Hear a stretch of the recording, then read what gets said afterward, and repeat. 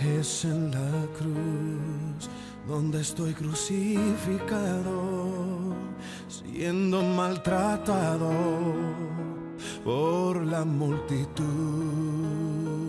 San Mateo, amén. Lee así a la gloria del Padre, Hijo y Espíritu Santo, amén. Vino Jesús a casa de Pedro y vio a la suegra de éste postrada en cama con fiebre. Y tocó su mano y la fiebre la dejó y ella se levantó y le servía. Y cuando llegó la noche, trajeron a él muchos endemoniados y con la palabra echó fuera a los demonios y sanó a todos los enfermos, para que se cumpliese lo dicho por el profeta Isaías cuando dijo: él mismo tomó nuestras enfermedades y llevó nuestras dolencias. Amén. Gloria a Dios. Aleluya. Ok, amado, estamos, ¿verdad?, continuando con las evidencias del poder del rey, que comenzó, ¿verdad?, en el capítulo número 8, ¿verdad? Aleluya. En nombre del Señor, comenzamos, amado, con el poder, ¿verdad?, del rey. Bendito Jesucristo. Primero fue, ¿verdad?, el poder sobre la contaminación, después el poder en la distancia, y ahora es el poder sanador. Amén. Por lo tanto, esa es la evidencia, ¿verdad?, del poder del rey. Aquí Mateo introduce, amén, un párrafo con múltiples sanidades y liberaciones. Dice la Escritura, gracias, hermano Marlene, hermano José, amén, gloria al nombre de Jesús.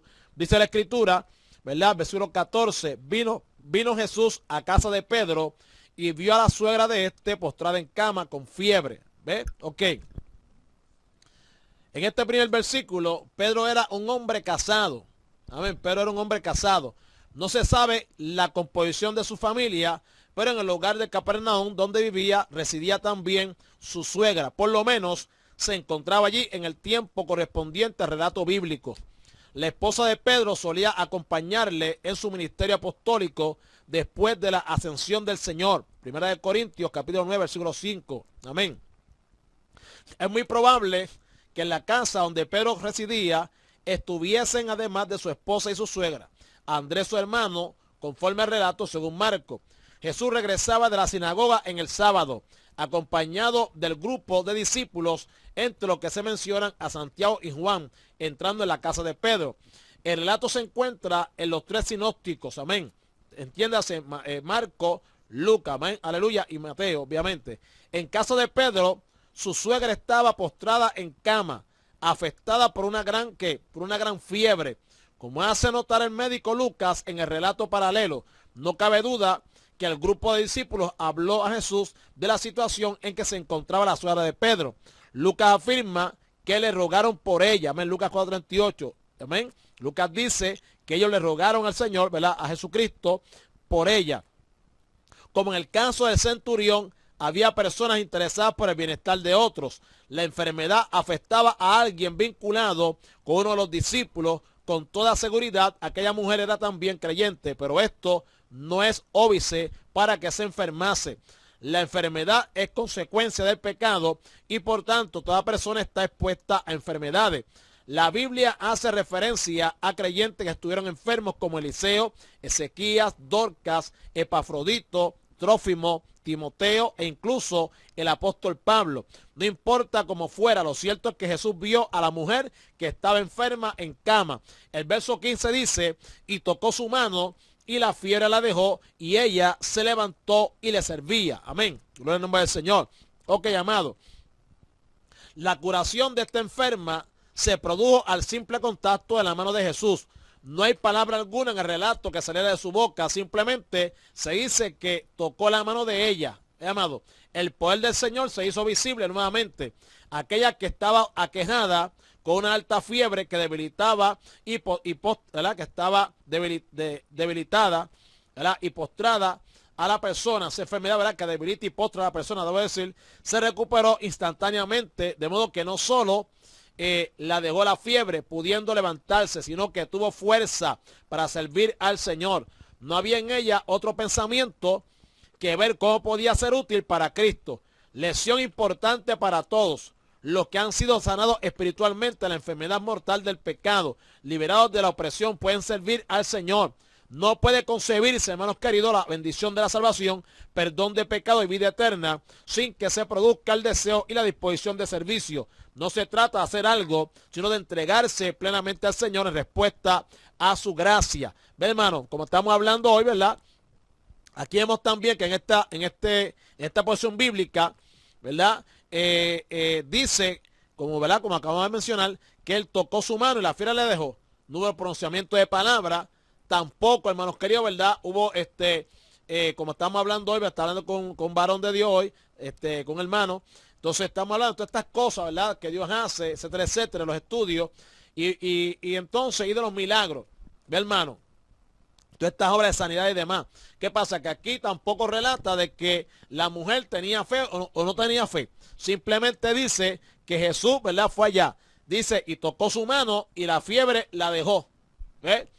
Fíjate, ahí no era que si ella tenía fe, si Cristo le preguntó si tenía fe. Simplemente, hermanos queridos, acuérdense que estamos hablando de que todas estas obras que Cristo hizo eran con qué propósito. Eran con el propósito, amado, aleluya, de mostrar, manifestar que realmente era el Mesías. Poder sobre la contaminación.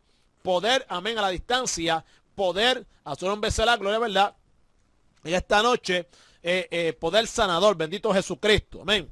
Entonces, ¿qué pasó? El versículo 16 dice, y cuando llegó la noche, trajeron a él muchos endemoniados y con la palabra, ve, ahora no es con el toque de la mano, ahora es con la palabra, echó fuera a los demonios y sanó a todos los enfermos. Hermano, acá fue con el toque a la suela de Pedro, acá es con la palabra. Dice entonces, amén, el análisis, Mateo vuelve a repetir prácticamente al pie de la letra lo que dijo antes, después del bautismo de Jesús. El poder del Señor se manifestaba en dos acciones, la expulsión de demonios y la sanidad de enfermedades. La gente esperaban el caer de la tarde para traer los enfermos al Señor. Probablemente era la hora más propicia cuando el sol no calentaba intensamente. El poder de Satanás estaba siendo restringido por el poder de Jesús. Amén. Expulsándolos con la autoridad de su palabra. Quien había venido para desatar cadenas de esclavitud espiritual lo estaba llevando a cabo como había sido anunciado y conforme a la actividad que como el enviado de Dios debía hacer. Así también las enfermedades, no importa cuál fuera la clase de enfermedad, ni cuánto hubiese avanzado en el enfermo, el poder de Jesús se hacía irresistible a la enfermedad y todos los que le eran traídos recibían que la sanidad de sus dolencias. Otro punto, hermano, otro punto. Hello. Si quiere, bueno, si él quiere ser libre, no. Aquí tampoco dice si los endemoniados querían ser libres o no. Aquí el texto lo que dice es, aleluya, que cuando llegó la noche, trajeron a él muchos endemoniados y con la palabra echó fuera a los demonios y sanó a todos los enfermos. ¿Ve? Tampoco dice de que, bueno, es libre, pues como él no cree, o él no quiere ser libre. No, ahí no dice nada de eso. Simplemente la autoridad, amén, de Jesucristo, alaba que él es bueno, la autoridad del poder de la palabra del Señor, amado, ¿verdad? Pues con él era más que suficiente. Ahora, de que la persona después que es libre, quiere continuar endemoniado, alaba que él es bueno, amén, dándole cabida otra vez a los demonios que estaban en él, eso es otra cosa aparte. ¿Ve, hermano? Pero aquí, hermanos queridos, no existe tal cosa de que si la persona quiere ser libre o no. La persona es libre por el poder de Dios. Si después la persona vuelve otra vez y se va detrás de los demonios a buscarlos, eso es otra cosa. Hello, ¿se oye o no se oye? ¿Se está escuchando o no se está escuchando, hermano? Vuelvo y recalco. No fue libre porque no quiso. No, eso, aleluya, realmente, bíblicamente hablando, eso es un disparate.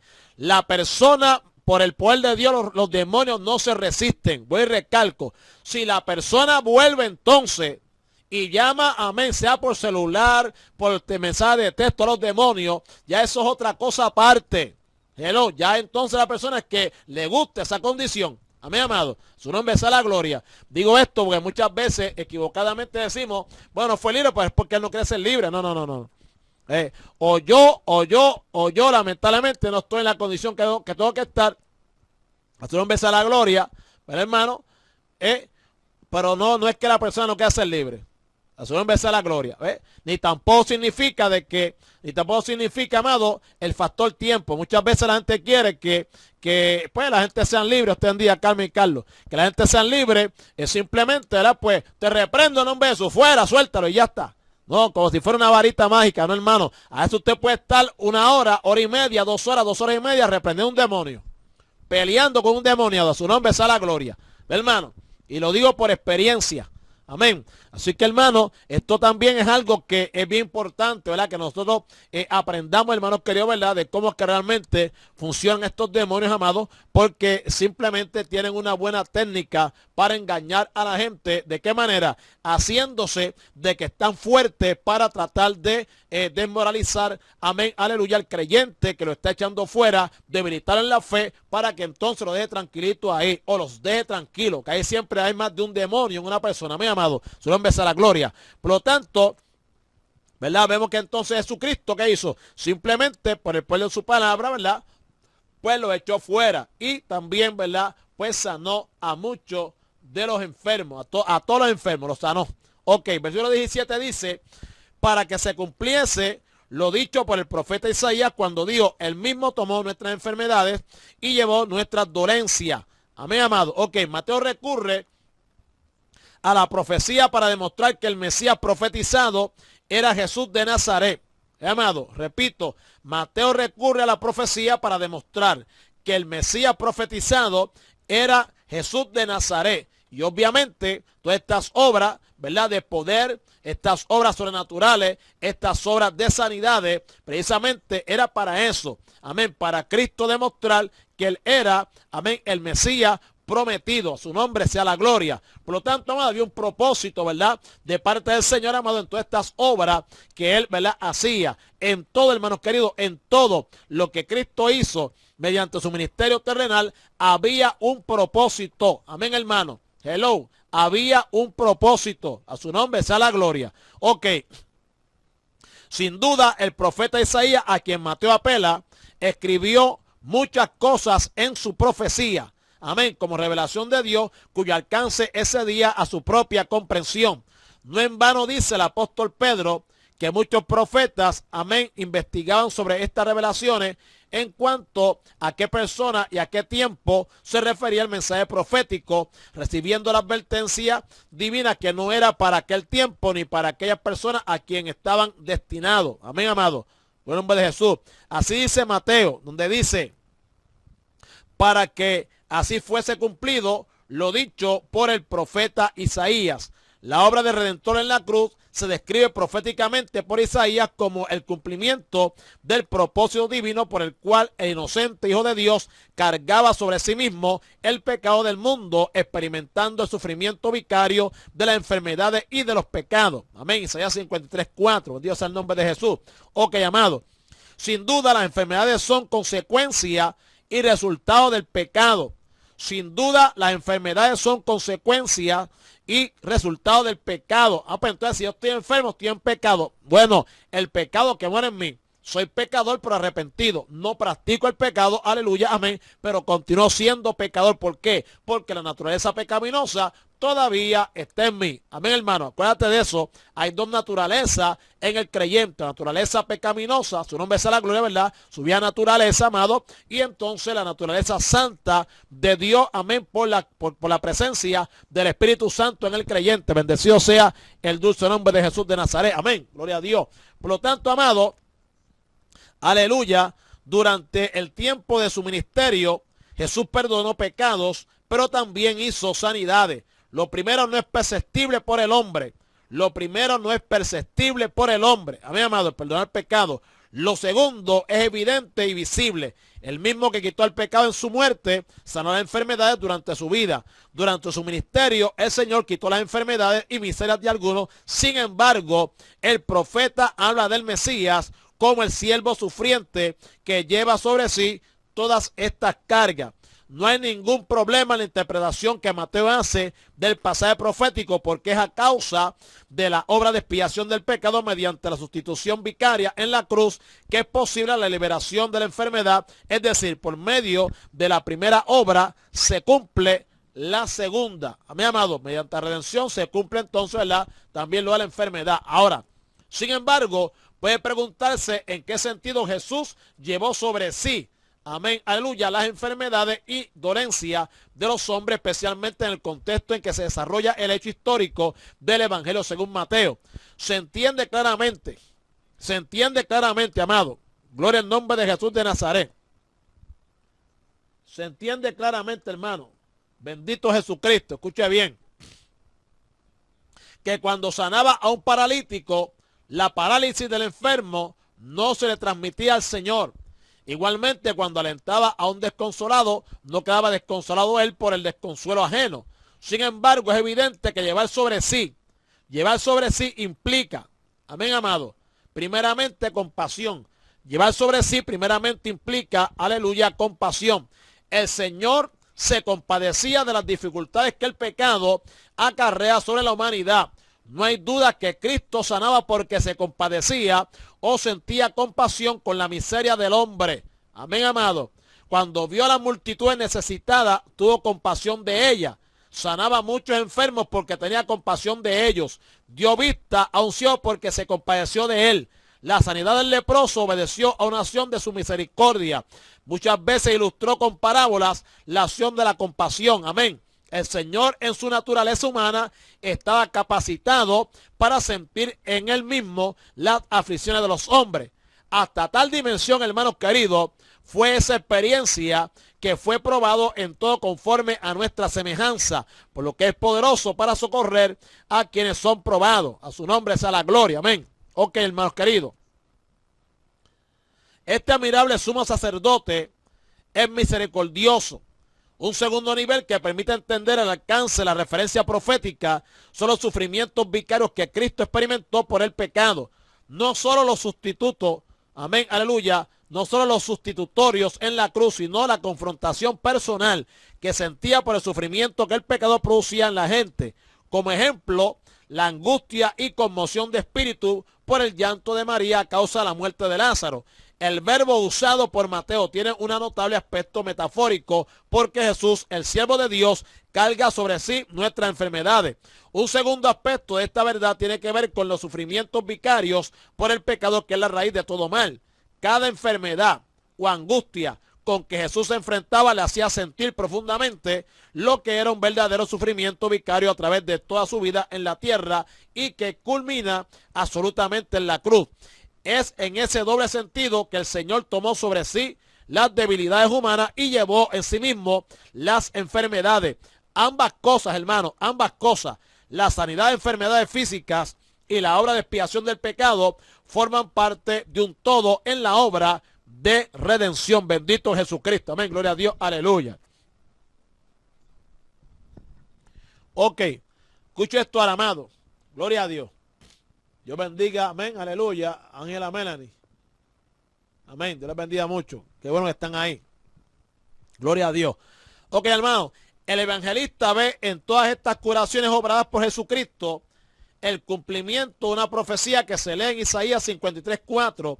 La cita la hace conforme al texto hebreo, que difiere algo de la traducción griega de la Septuaginta. El sentido en el pasaje de Isaías es el siguiente. Escuche bien. El sentido en el pasaje de Isaías es el siguiente. El Mesías tomó sobre sí todas las miserias y dolores que nosotros merecíamos por nuestros pecados para expiar por ellos. Ahora bien, el evangelista trae el texto para probar que Jesucristo tenía poder para curar toda clase de enfermedades. Prescindiendo de otras explicaciones que se han dado a esta cita San Mateo, creemos que la verdadera es la siguiente. El evangelista quiere darnos la razón íntima de por qué Cristo podía curar todos los males y enfermedades que son efectos del pecado. Viniendo Cristo a expiar nuestros pecados por medio de su sufrimiento, como lo profetizó Isaías, es claro que quien podía quitar la causa, amén, aleluya, es que para siempre el pecado, obviamente, tenía también poder para destruir y hacer desaparecer sus efectos, que son las enfermedades. Por lo tanto, en las curaciones obradas por Cristo se cumple lo que Isaías profetizó, ya que son un efecto que procede como de su causa, ¿verdad? De la satisfacción de Cristo por nuestros pecados. La cita, por lo tanto, no es una mera acomodación de las palabras del profeta a los milagros de Cristo, sino una aclaración del profundo sentido que encierra. Quiero decir, amado, y quiero aclarar. Pues entonces, si no está enfermo, está en pecado. Acuérdese, hermano, que la enfermedad no es pecado. La enfermedad es causa del pecado. Amén. Viene por causa del pecado. Las muertes, los robos, todas esas cosas vienen por causa del pecado. Amén, amado. Bendecido sea la misericordia del Señor. Por lo tanto, amado, y digo, no quiere decir, amado, ¿verdad?, que un cristiano, y aclaro nuevamente, un cristiano no se enferme. Hermano, no quiere decir que un cristiano no se enferme. Y si se enferma, no quiere decir que está en pecado. Se enferma, amado, porque el pecado también reside en él. Hoy recalco y enfatizo, lo que pasa es que no lo practica. ¿Ve, hermano? No lo practica. Cuando estaba en el mundo, cuando no conocía a Cristo, cuando no era cristiano, practicaba el pecado. ¿Ve, amado? Entonces, ¿qué pasa? La Biblia dice que practica el pecado es del diablo. Y aquel que es cristiano, hermano querido, no puede ser del diablo, si es de Cristo. ¿Ve, hermano? La diferencia es que aunque es pecador, pero es pío, lo que se conoce como pío, no es impío, es pío, o sea, pecador arrepentido. Amén, amado. Por tal razón, amado, pues tiene total derecho, como cualquier, amén, aleluya, inconverso, de también sufrir que el estrago, ¿verdad?, del pecado que existe sobre la faz de la tierra, y una de las consecuencias, ¿cuál es? Es la enfermedad. Amén, amado. ¿Estamos claros en eso? ¿Estamos claros en eso? Ok, amén. Gloria a Dios. Bien. El efecto del pecado es, entre otros, la enfermedad. La situación de esclavitud se manifestaba en la posesión diabólica. La situación de esclavitud se manifestaba en la posesión diabólica. Unos y otros son las consecuencias de una causa universal llamada pecado. Ve, amado, su nombre es el Estuendía Ramón. Es en la cruz donde el Señor asume sobre sí y acepta la responsabilidad penal que la justicia de Dios demandaba a causa del mismo, muriendo el justo por los injustos para llevarnos a Dios. Cuando el Señor subió al madero, lo hizo cargando con el pecado del mundo. Pagado ya el precio de la redención, extinguida la responsabilidad penal, puede entonces ahora revocar las manifestaciones producidas por esa causa, que en su tiempo cumplían parcialmente la totalidad de la profecía de Isaías, ya que al llevar nuestras enfermedades sigue allí. Fue herido por nuestras transgresiones y molido por nuestros pecados. El castigo de nuestra paz fue sobre él, y por sus llagas fuimos nosotros curados. Amén. A su nombre sea la gloria. Bendito sea Dios. Aleluya. Bueno, yo quiero buscar aquí un momentito. Quiero ir a Isaías 53. Bendito Jesucristo, ¿verdad? Aleluya. Ese versículo 5. Gloria a Dios.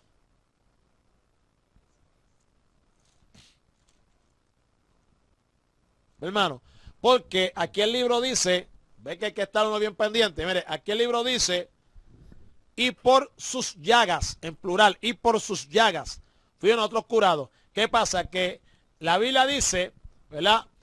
Y por su llaga, no por sus llagas, por su llaga fuimos nosotros curados. A su nombre sea la gloria. Vamos a ver cómo lo dice acá.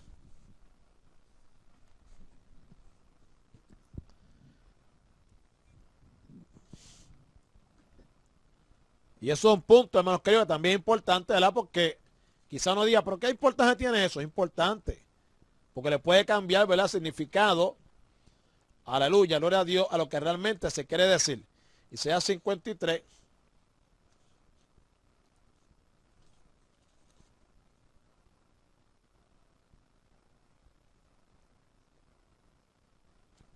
Bendito Jesucristo. Vamos a ver cómo lo dice acá. Gloria a Dios.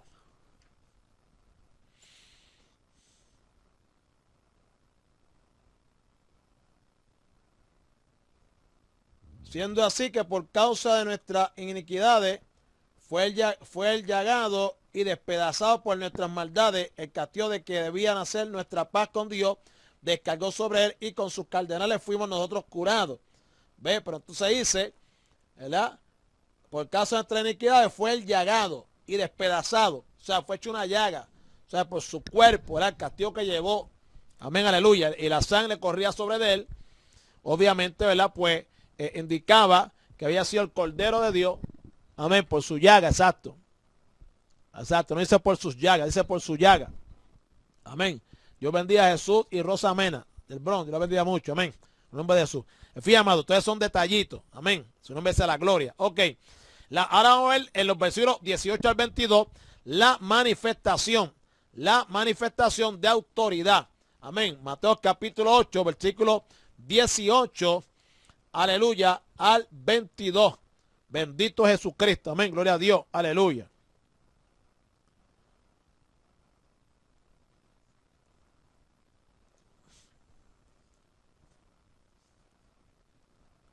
Ok, donde dice, viéndose Jesús un día cercado de mucha gente, dispuso pasar a la ribera opuesta del lago de Genezaret. Y arrimándose cierto escriba, le dijo, maestro, yo te seguiré a donde quiera que fuere. Ahora se va a poner buena la cosa. Y Jesús le respondió, las zorras tienen madrigueras y las aves del cielo nido, mas el Hijo del Hombre no tiene sobre qué reclinar la cabeza. Otro de sus discípulos le dijo, Señor, permíteme que antes de seguirte vaya a dar sepultura a mi Padre. Mas Jesús le respondió, sígueme tú y deja que los muertos o gentes que no tienen la vida de la fe entierren a sus muertos. Amén. A su nombre sea la gloria. Gloria a Dios. Ok, hermano, escuche bien ahora.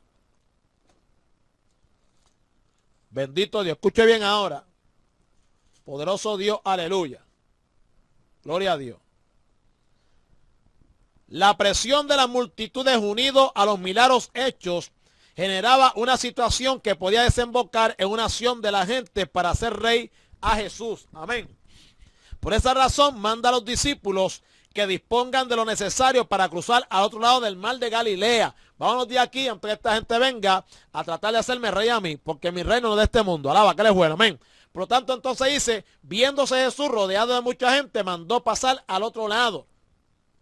El episodio discurre al anochecer de un día en las orillas del mar de Galilea. Nada tiene que ver con el anochecer descrito. Amén. Antes. Es otro día y otro anochecer. Cuando se aprecia en el pasaje paralelo según Marco 4:35. Mateo vincula el acontecimiento con lo que sigue y no con lo que antecede. Las multitudes se agrupaban en torno a Jesús, o sea, alrededor de él. Amén. Y viendo a Jesús, una multitud alrededor de él. Los milagros producían esa afluencia de gente que buscaban remediar sus males por la acción del Señor. Surge la pregunta de por qué Jesús quería trasladarse al otro lado del mar, cuando las multitudes seguían viniendo y trayéndolo enfermo y endemoniado. Mire qué tremendo, hermano. Escuche bien esto. Usted bendiga a Dani, yo bendiga a Desi. Escuche bien esto. La gente sigue viniendo.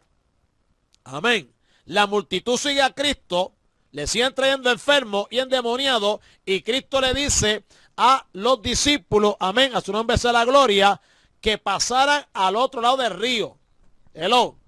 Escuche bien. Sí, porque la gente dice, pero mira, este se fue y aquel vino, trajeron a este por ahora por él y mira lo que hizo. No tiene misericordia, eso no se hace. Bueno, no cabe duda que Jesús como hombre, al igual que los discípulos que están con él, necesitaba descansar de una actividad tan intensa. Pero otras dos razones no son de menor importancia. Mateo insinúa que la razón de ordenar pasar al otro lado tenía que ver con la multitud que se agolpaba en torno suyo. No cabe duda que el entusiasmo que producían las obras de poder de Jesús producía el interés creciente de la gente por él. Aquel entusiasmo podía provocar manifestaciones externas como consecuencia de considerar al Señor como el Mesías libertador anunciado por los profetas, que traería malas consecuencias para el pueblo y para el ministerio de Jesús. Alaba. Una segunda causa pudo haberse debido al odio que estaba despertando entre el liderazgo religioso y político de la nación. La envidia malsana de los líderes les había llevado a procurar su muerte. Por tanto, en circunstancias y ocasiones como estas, cuando las multitudes se reunían en torno a él, no es de extrañar que tomase la determinación de despedir a la gente y apartarse un tiempo a otro lugar. Es de notar la autoridad del Señor, ya que Mateo dice que mandó pasar al otro lado. En cada momento de su ministerio se aprecia la condición divino-humana de Jesús de Nazaret, quien sana las enfermedades expulsa a los demonios y tienes palabra de autoridad como ningún otro maestro. Amén. Manifestó jamás el Señor. Juan dice de él que es el creador del universo y le califica también como el verbo eterno. Una de las perfecciones incomunicables de Dios es la soberanía. Una de las perfecciones incomunicables de Dios es la soberanía. Quien siendo perfección de Dios, lo es también perfección crística. Crística, ¿verdad? Cristo, por tanto, está en Jesús. Alaba. Cristo es soberano y tiene derecho y facultad para ordenar y ser obedecido. A lo largo del Evangelio se apreciará esto en muchas ocasiones. El Señor mandó cruzar al otro lado y fue inmediatamente obedecido. Contrasta esta verdad con la pequeñez a la que el cristianismo nominal ha reducido a Jesús. En lugar de soberano, es para muchos un Jesús pequeño que ruega por todo y generalmente tiene que retirarse sin conseguir lo que desea. Ese sin duda será el Jesús del cristianismo nominal, pero en modo alguno es el Jesús, amén, aleluya, de los verdaderos cristianos. No debe olvidarse nunca que el Señor es poseedor del nombre de autoridad suprema en cielo y tierra. Indudablemente, Él es el Señor. Amén. El versículo 19 dice, y vino un escriba y le dijo, maestro, te seguiré a donde quiera que vaya. Alaba que Él es bueno. Escucha bien ahora. Entre tanto que los discípulos hacían los preparativos para zarpar de la orilla occidental y dirigirse al oriental, la multitud se apartó de Jesús. Posiblemente la barca a la que se dirigió con los discípulos era la de Pedro. En ese momento un escriba se acercó a Jesús, amén, aleluya, para manifestarle su deseo de seguirle. ¿Qué le dice Cristo? Amén, cuando dice maestro, seguirá donde quiera que vaya, al igual que aquellos 12 que iban continuamente con él. Es sorprendente, alaba que Él es bueno, que sea precisamente un escriba el que formuló ese deseo, ya que los escribas estaban generalmente enfrentados con Cristo. Los escribas eran los maestros que enseñaban al pueblo Israel, pero este reconoce a Jesús como maestro y la decisión del escriba revela tres aspectos. Primeramente, era una acción voluntaria. Hello. Fue él, sin que nadie lo animase a hacerlo. Quería seguir a Jesús por determinación personal. En segundo lugar, era una determinación incondicional, ya que prometía seguirle a donde quiera que fuese. En tercer lugar, era una decisión firme, expresada por medio de un qué, de un te seguiré, que lo manifiesta. ¿Cuáles fueron los motivos para una determinación así? Pudieran buscarse varios, pero siempre serían hipótesis deducidas de relato.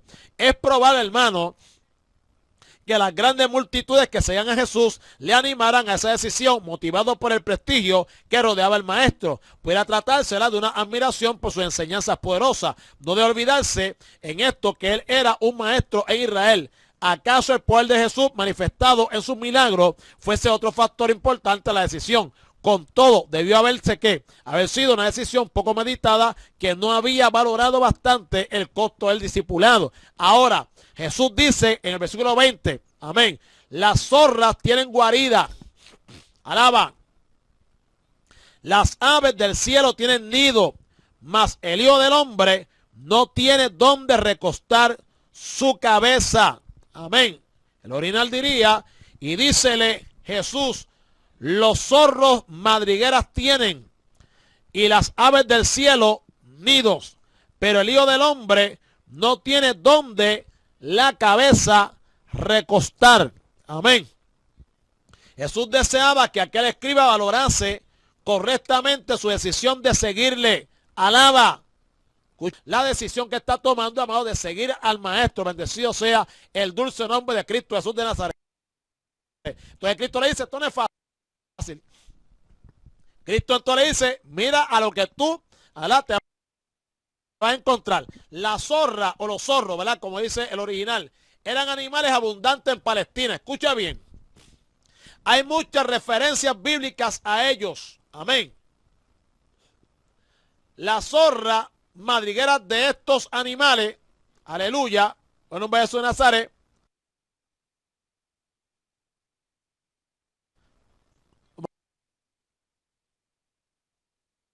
mejor dicho, las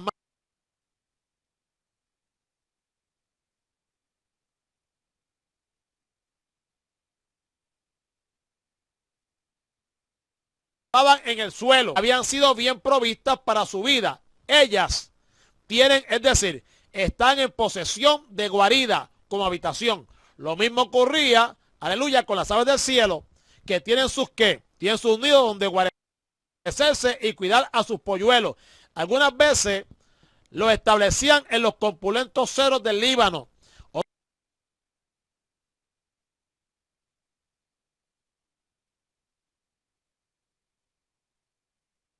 Todos ellos, hermanos, aleluya, en sentido metafórico, son propietarios de sus lugares de descanso. Sin embargo, Jesús no tiene nada propio. La afirmación de Cristo es sorprendente. Hello, el Hijo del Hombre no tiene dónde reclinar la cabeza. No significa que, ¿verdad? Esto no significa que no tuviese siempre un lugar donde dormir, un lugar donde descansar, un sitio para acostarse. Lo que está indicando el Señor es que no puede exhibir ninguna propiedad desde el punto de vista humano, ni tan siquiera decir que era suyo la casa donde habitaba y el lecho en donde descansaba. Tanto él como sus discípulos estaban viviendo de lo que la caridad de la gente proveía. Había algunas mujeres, entre ellas Susana, que estaban sustentando el ministerio de Jesús con sus ofrendas. Lucas 8:3, amén, Lucas 8, 1 al 3, alaba. Por lo tanto, no cabe duda alguna que el camino de la humildad hizo que el verbo de Dios, al hacerse hombre, se despojase a sí mismo de toda su riqueza. Como unigénito del Padre, es el heredero universal de todo cuanto Dios ha creado, ya que todo fue hecho por él, en él y para él. Sin embargo, por su gracia, se hizo pobre siendo rico para que nosotros, amén, aleluya, para que nosotros con su pobreza fuésemos enriquecidos. Desde el principio de su vida, en su nacimiento, no había lugar para él en el mesón, por lo que tuvo que nacer en el establo. Las casas donde se hospedó durante su ministerio, ninguna era suya, sino de sus discípulos o de sus amigos. Bien, hermano, y me llama la atención porque aquí dice, ¿verdad? Aleluya, sin duda alguna, escuche esto, ¿verdad? Dice que la humildad, dice, no cabe duda alguna que el camino de la humildad hizo que el verbo de Dios, al hacerse hombre, se despojase a sí mismo de toda su riqueza. Ok, me detengo aquí un momentito.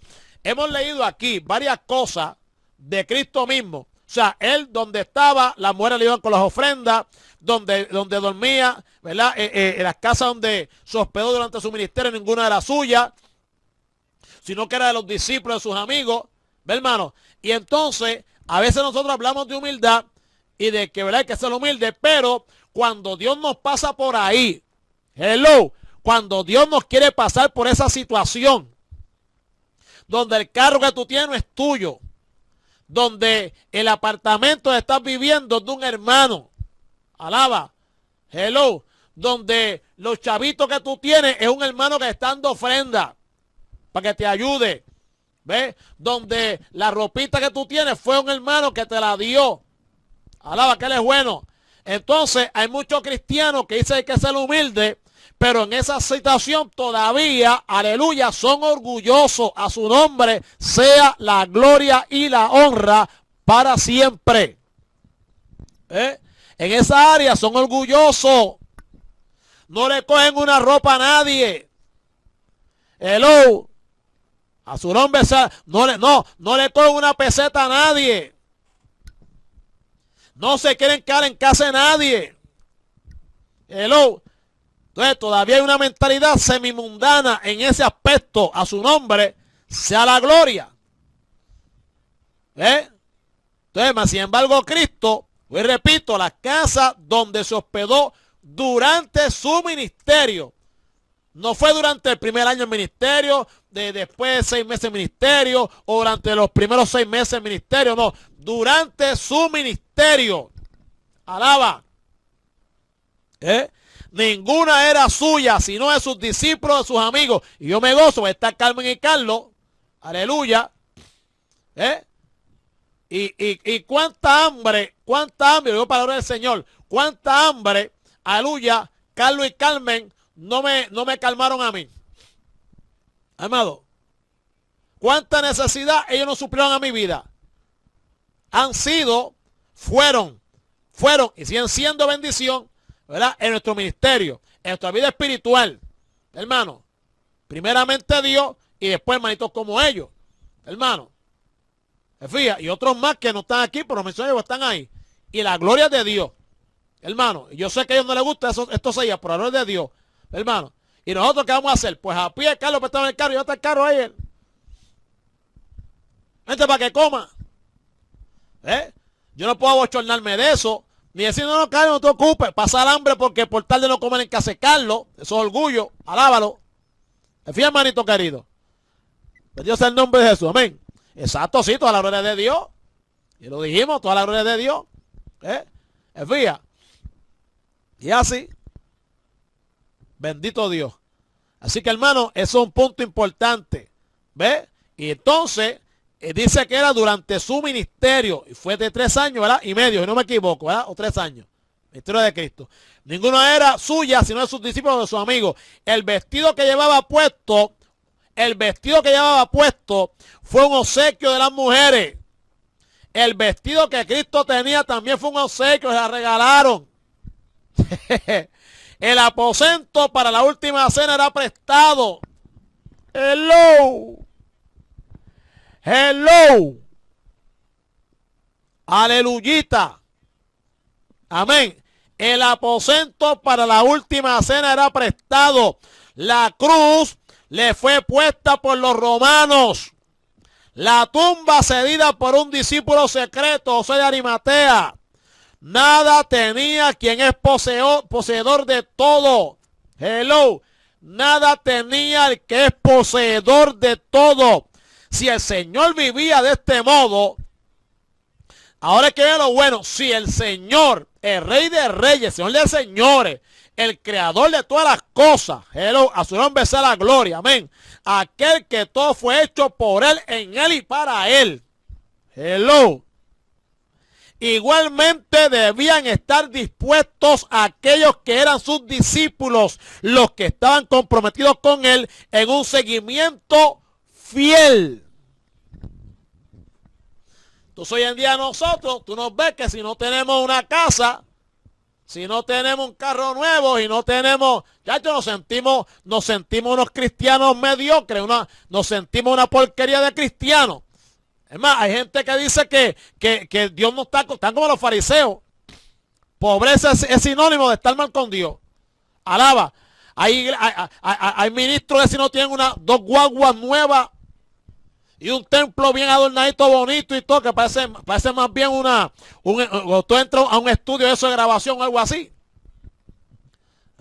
O está entrando a una oficina de esa de gobierno. El lobby tiene un montón de mata, una fuentecita así que chorrea agua, una cosa tremenda. Con unas butacas de último modelo arriba en el altar, no se sienten bien. Entonces la iglesia ve eso como bendición de Dios. Chacho, una bendición de parte de Dios. Es una bendición de Dios. Eso fue que hizo una recolecta, recogió y están pagando la guagua. Eso lo hace el mundo también. ¿Me fíjate, amado? O sea, que si lo tienes, gloria a Dios. No es que no lo tengas, si lo tienes, gloria a Dios. ¿Ves?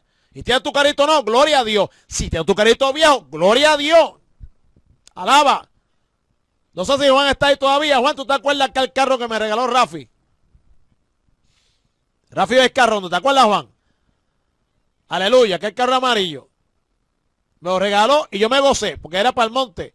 Y yo creo que lo testifiqué aquí. Aquel carro, Carlos se acuerda, aquel carro había que cogerlo. Y usted se acuerda antes, venían los cables de teléfono. Los cables de tiraban así para los teléfonos, las líneas de teléfono que tiraban por los postes. Pues entonces, ¿te acuerdas, Juan? Pues aquel carro yo tenía que amarrarlo así, la puerta, hacerle en el cuello de la butaca, amén, del chofer, hacerle así un dedo para amarrar porque la puerta no cerraba. ¿Ves? Entonces, ¿qué pasa? Pues, hubieron gente que me dijeron a mí que el que me regaló ese carro a mí no me quería bien. Que yo me sentí mal. ¿Sabe por qué me sentí mal? Porque yo lo vi de parte de Dios, yo no lo vi de parte de Rafi, lo vi de parte de Dios. Hermano. Entonces ahora usted me ve a mí que tengo un carrito nuevo, que usted tiene un carrito nuevo, que está esta casa, pero antes del carrito nuevo y antes de esta casa, hubo que caminar a pie, con zapatos rotos, alaba que él es bueno, amén, vestir de fe fashion, de lo que me regalaba aquel, de lo que me regalaba aquel otro, dormir en el piso de la iglesia, los que saben, hermano, como Carlos y Juan y Carmen, amén, que saben realmente, que estuvieron ahí, saben lo que hay, amado. Donde las congas, donde la calle de las congas era mi ropero, ahí estaba toda la ropa. Comía por los ratones, a su nombre sea la gloria. Hermano, entonces, y yo me aparté, empecé a pelear con Dios por eso, no, al contrario. Dios me enseñó. ¿Qué hizo Dios? Desprenderme. Y me decía precisamente esta palabra. Esta palabra me alentaba a mí. Pero si la Biblia dice que Cristo no tenía dónde recortar su cabeza, entonces ¿por qué yo tengo que quejarme? Como dice aquí, si el Señor vivía de ese modo, igualmente deben estar dispuestos. No es que Dios te va a mantener así, para que tú seas un siervo fiel, no. Pero que si te llega a esa, porque Dios te quiere enseñar, pues gózate. ¿Entiendes? Porque yo no soy mejor que Cristo. A su nombre sea la gloria. Amén, amado. En el nombre de Jesús. Por lo tanto, hermano, no era fácil seguir a Jesús y debía valorarse el costo para ello. No es fácil, porque ese es el problema. Entonces, aquel que es rico, aquel que es el poseedor de todas las cosas, viene a este mundo para enseñarnos a nosotros, hermanos queridos, aleluya, amén, que sí se puede vivir, hello, dependiendo de él, día a día. Y que usted no tiene que abochornarse, ni avergonzarse, ni sentirse mal, hello, porque Cristo dijo, aprended de mí que soy manso y humilde de corazón. Me mantenían las mujeres, la cruz no era mía, la tumba tampoco, el aposento, amén, de la casa tampoco, hello, aleluya, amén. La ropa que tenía puesta también me la regalaron, fue un obsequio de las mujeres, así que usted no tiene por qué sentirse mal, ni avergonzarse, a su nombre es la gloria. ¿Sabe por qué? Porque eso, a final de cuentas, es frívolo, es pasajero, amén, aleluya, es temporal. Bendito sea la misericordia de Dios. Y el cristiano tiene que ser humilde, pero tampoco, amén, aleluya, también no puede avergonzarse cuando esas cosas pasen. Alaba. ¿Qué sabe usted, hermanito? Ay, yo soy 6, 8 y medio. Amén, yo tengo un zapatito ahí. No, varón, no se preocupe, no te ocupes. O a veces no te dicen eso, pero tú los ves que dicen, ay, como que se me sale. Ay, me molesta aquí. Pero es para no cogerlo. Alaba. Hello. ¿Sabe por qué? Porque muchas veces se sienten endeudados. Muchas veces piensan como piensa el mundano. No, porque le cojo los chavos a este. No, pues si lo cojo, pon con este después, olvídate de eso. No. Usted no puede pensar así. Tiene la mente de Cristo. A su nombre sea la gloria. Amén, amado. Por lo tanto, hermanos queridos, escuche bien. Gloria al nombre de Cristo Jesús de Nazaret. Amén. Como escribe Hendrickson, a medida que transcurre la historia, Judea lo rechaza. A medida que transcurre, usted bendiga a Edwin, a Esperón. A medida que transcurre la historia, Judea lo rechaza. Galilea lo expulsa. Gadara le ruega que dé su distrito. Mire qué tremendo, hermano. Mire, es que esto está terrible. Escuche bien, que yo no había visto esto así, es verdad. Mire todo lo que pasó Cristo. Pues repito, a medida que la historia va transcurriendo, hermano, Judea, hablando de Cristo, lo rechaza. Juan 5:8. Vamos a buscarlo, vamos por la palabra. Juan 5:8. Juan 5:8 dice, escuche bien. Gloria a Dios, aleluya. Dice, Jesús le dijo, levántate, toma tu lecho y anda. Entonces dice que al instante no había sanado. Aleluya, ¿verdad? En nombre de Jesús de Nazaret. Y entonces, ¿verdad? Pues, no, 5:18, perdón. Por esto, dice, y Jesús le respondió, mi padre hasta ahora trabaja.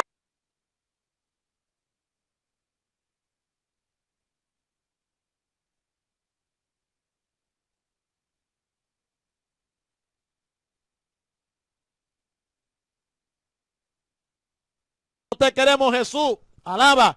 Samaria le niega el hospedaje. Lucas 9:35. Lucas 9:35. Aleluya. Dice la escritura. Y vino una voz desde la nube que decía, espérate, que yo siempre, bueno, 9:35 de David. Bueno, solo quisiera 9:35. Bueno, me suena hacer aleluya, gloria a Dios. Bueno, aquí dice este mi hijo amado, este mi hijo amado, a él oí. Y cuando cesó la voz, Jesús fue hallado solo, y ellos callaron, y por aquellos días no dijeron nada a nadie de lo que habían visto. ¿Ve? O sea, en otras palabras, quedó solo. ¿Ve? Fui amado. A tu nombre sea la gloria. Nadie quiso que tampoco estar con él allí. Hermano. Fíjate. Entonces, escuche bien. La tierra no quiere tenerlo. Mateo 27, 23. La tierra no quiere tenerlo. Mateo 27, aleluya, 23. Gloria al nombre de Jesús de Nazaret. Aleluya. ¿Qué dice ahí? Y el gobernador les dijo, pues qué mal ha hecho. Pero ellos gritaban aún más, diciendo, sea crucificado. Y finalmente, aún el cielo lo abandona. 27:46.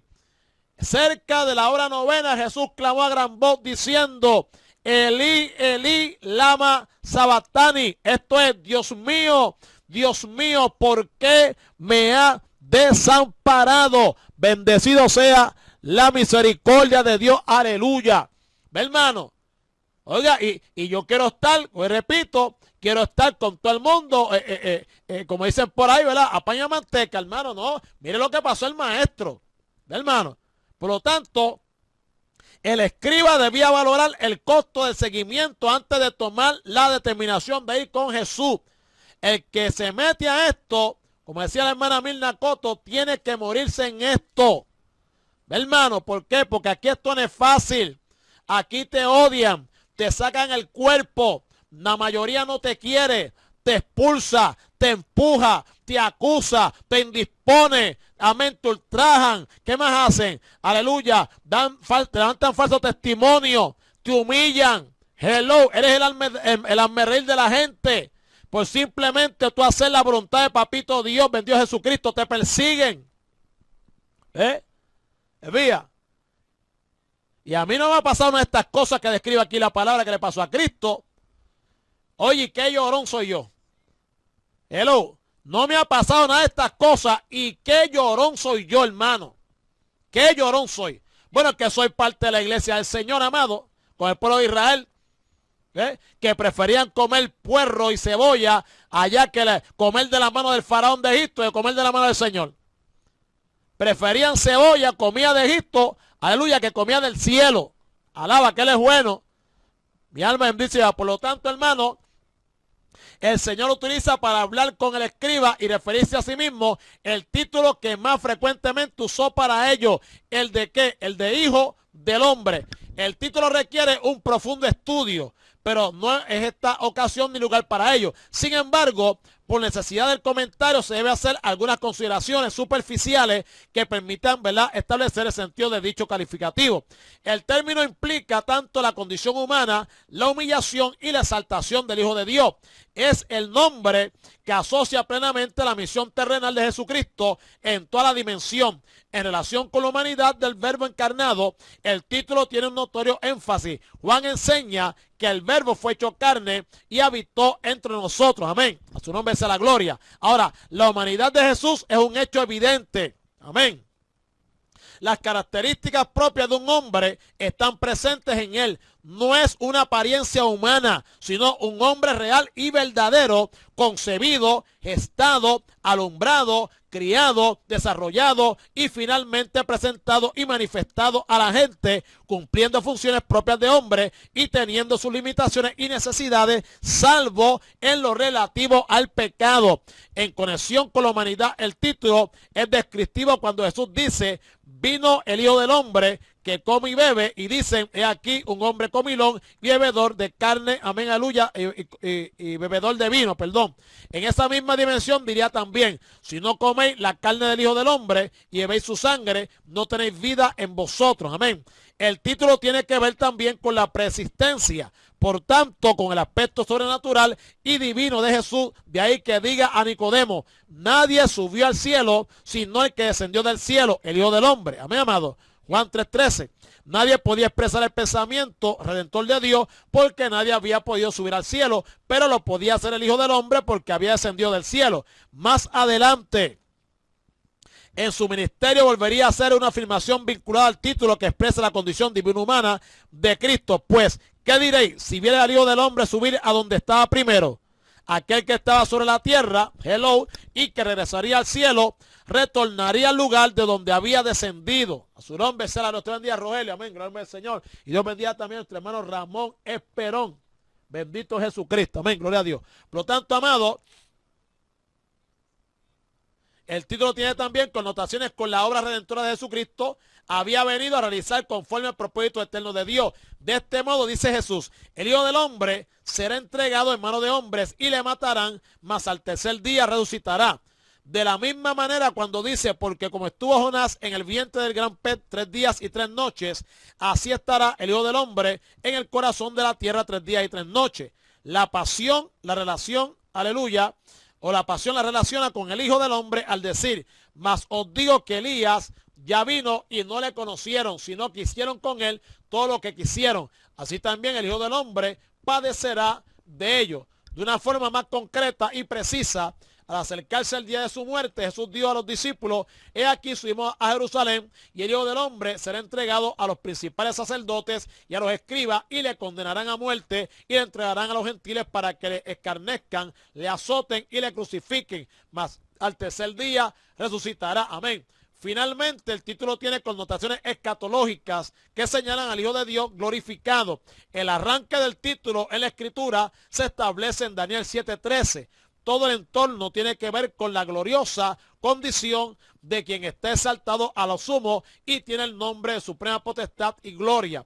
Al usar este título, amén, Dios del hombre, el Señor, aleluya, amén, va haciendo notar a los judíos que Él es el Mesías esperado, la gloria y esperanza de Israel. La identificación del título con el Mesías se evidencia, amén, aleluya, en la pregunta que formulan a Cristo ante la asombrosa revelación que él mismo hacía de su muerte. La máxima expresión del título vinculado con la gloria lo hace el mismo Señor cuando dice al sumo sacerdote que le preguntaba a juramento si era el Cristo, el Hijo de Dios. Tú lo has dicho, y además os digo que desde ahora veréis al Hijo del Hombre sentado a la diestra del poder de Dios y viniendo en las nubes del cielo. Los judíos esperaban un Mesías liberador, ¿verdad?, o libertador, pero Jesús relaciona su persona y obra con el Salvador del mundo. La autodesignación como Hijo del Hombre enfatiza que Jesús, además de ser la única esperanza y Rey eternamente establecido por Dios, es también el Salvador de los pecadores. Bendito Jesucristo, amén, aleluya. Ok, termino con esto. Otro de sus discípulos le dijo, Señor, permíteme que vaya primero y entierre a mi padre.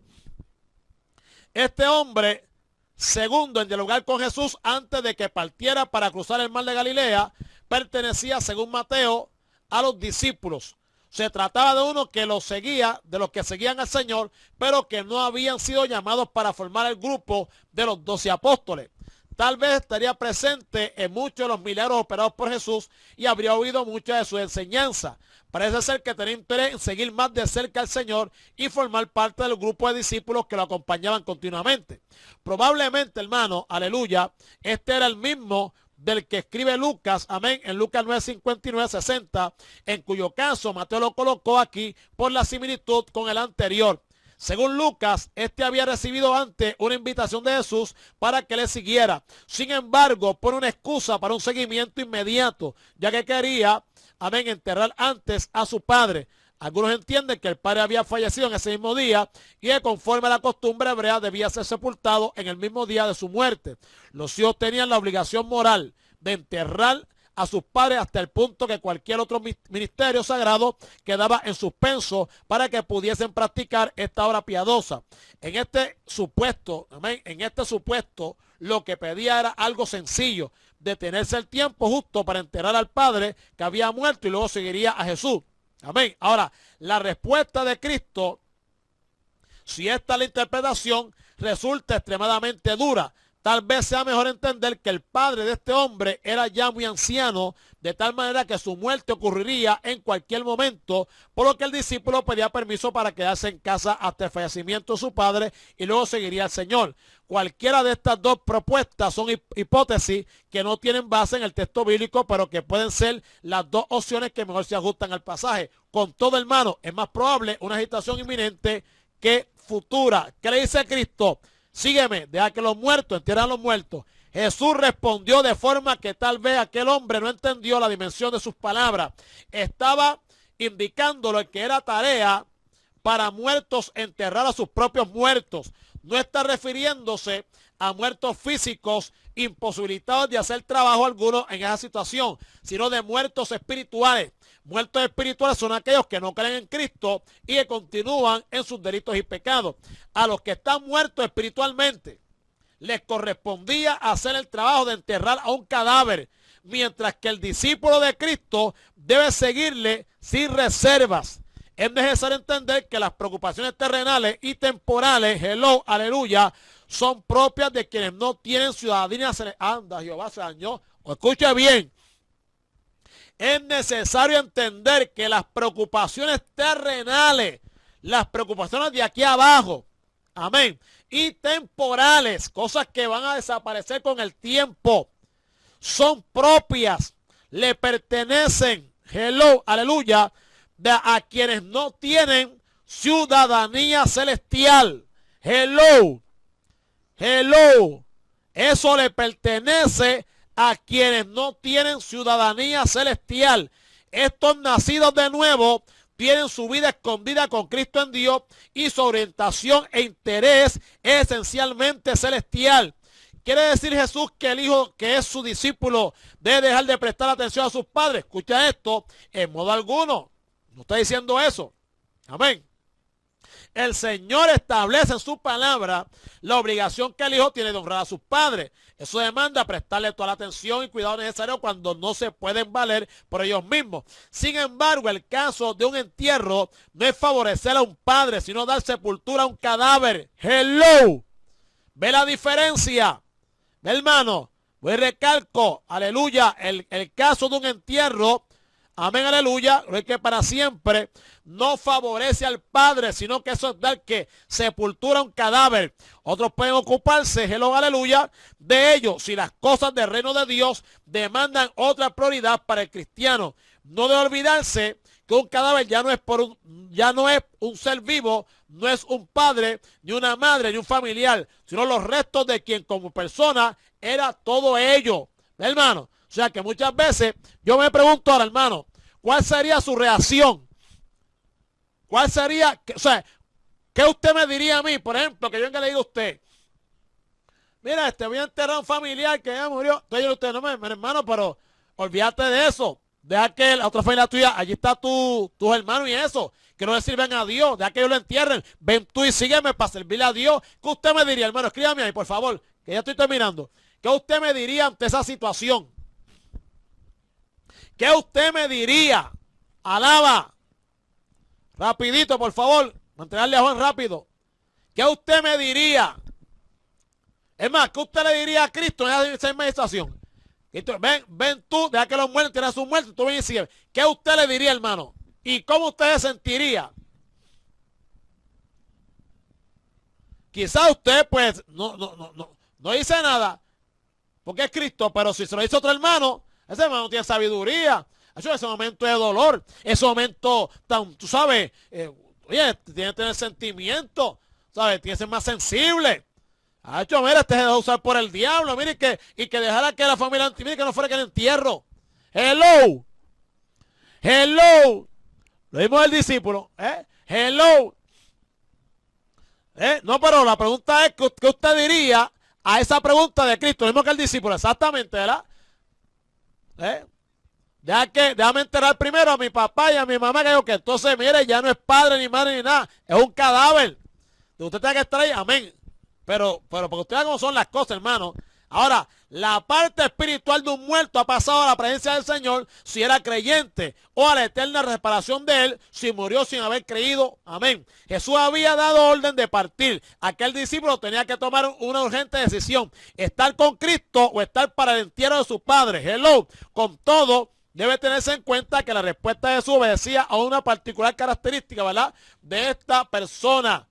Amén. Que pasó para que se sienta bien. No todos son iguales y por tanto la respuesta individualizada no debe hacerse genérica en todo el amplio sentido de la palabra. Sería un absurdo pensar que la respuesta de Cristo a este hombre enseña que los creyentes, ¿verdad?, oiga esto, que es lo que estamos diciendo, no deban interesarse de dar sepultura a sus familias inconversos.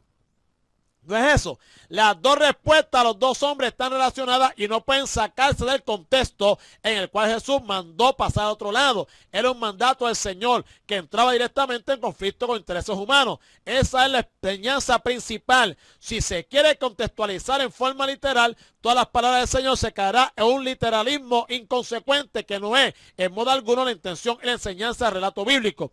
Por lo tanto, la lección general que se establece en estos dos versículos tiene que ver con las prioridades en el discipulado. Quien tome la determinación de seguir a Jesús debe considerar que entra en el camino de la renuncia personal. Hello. Quien toma la decisión o la determinación de seguir a Jesús tiene que considerar que ha entrado en el camino de la renuncia personal. Seguir a Cristo es aceptarle primero como Salvador y reconocerle también como Señor. En la conversión, el yo que controlaba la vida queda cancelado y sustituido por el gran tú de Dios. De ahí en adelante el cristiano afirma como el apóstol: ya no vivo yo, sino que vive Cristo en mí. Amén. Esa es la forma de vida en la que se vive a Cristo. Cristo se convierte en vida, poder y esperanza para el salvo. El creyente sigue a Jesús porque está en el camino nuevo y vivo que es Cristo mismo. Este seguimiento es renuncia personal en plena disposición que se hace efectiva cuando el Señor lo determina o cuando el camino lo exige. Nadie puede ser discípulo de Jesús sin renunciar, es decir, poner en segundo lugar todo lo que es suyo e incluso su vida misma para entronizar en ella a Jesús como Señor. Repito y termino ya. Nadie puede ser discípulo de Jesús sin renunciar, es decir, poner en segundo lugar todo lo que es suyo. Segundo lugar, todo, hermano, todo. E incluso su vida misma, alaba, para entronizar en ella a Jesús como Señor. Amén, amado. Así que usted bendiga mucho, te guarde. Bendito Jesucristo. Mañana el poder sobre la naturaleza. Y entrando él en la barca, los discípulos le dijeron, y aquí que se levantó el mar, una tempestad tan grande que lo cubría la barca, pero él dormía. Y por ahí seguimos, amado. Así que Dios te bendiga mucho, te guarde, oramos a Dios. Y pasamos allá a Filadelfia, nuestro hermano Juan